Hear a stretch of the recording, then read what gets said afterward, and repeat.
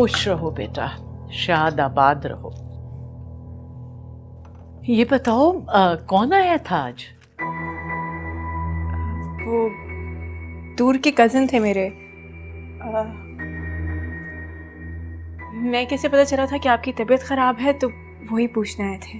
अच्छा अच्छा, तो बेटा अंदर बुलाती ना। जी, मैं अंदर ही लेकर आ रही थी तो उनके ऑफिस से कॉल आ गई। कोई इमरजेंसी थी तो उनको जाना पड़ा। जानती हो, कभी कभी मेरा दिल चाहता है कि तुम्हें दुल्हन कह के पुकारूं। अल्लाह बख्शे मेरी सास मुझे कहा करती थी, लेकिन उस वक्त तो खैर बात और थी। अब तुम आजकल की बच्चियां कहाँ तुम्हें दुल्हन कहें। और सच पूछो तो मुझे भी बहुत बुरा लगता था, क्योंकि मैं अपने जमाने के हिसाब से मॉडर्न थी और जाहिर है जवान भी थी।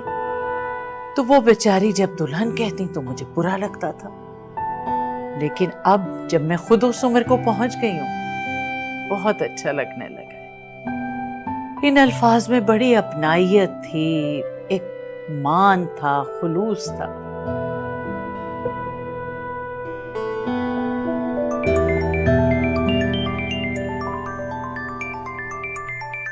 फोन सुन लो। हाँ हाँ।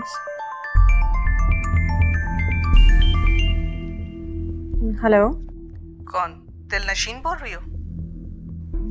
जी, आप कौन? हमजा की माँ, जिससे घर तुम हर रोज उसको दाना डालने आती थी। सोमी आंटी कहती थी मुझे।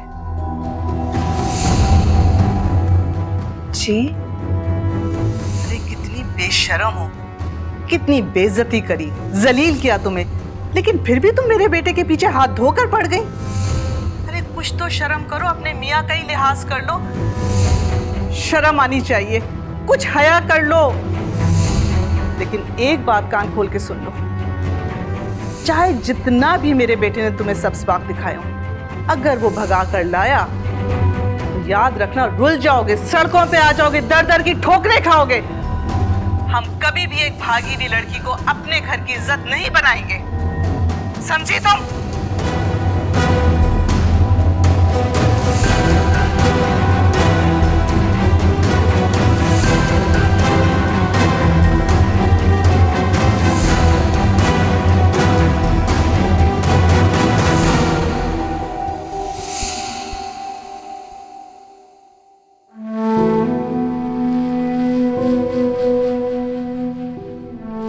तुमने खाना नहीं खाया ठीक से।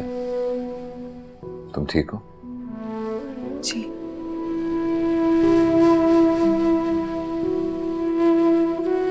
मामा ने ये तस्वीर यहाँ पे लगा दी, तुम्हें बुरा तो नहीं लगा? तस्वीर ही है।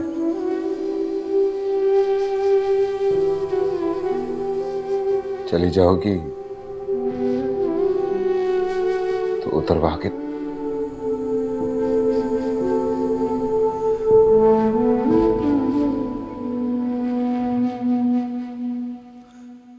तुम में और तस्वीर में एक बात आज भी मुश्तरक है, ये भी कुछ नहीं कहती। और ये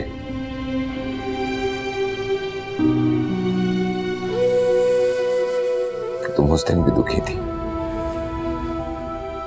और आज भी दुखी हो।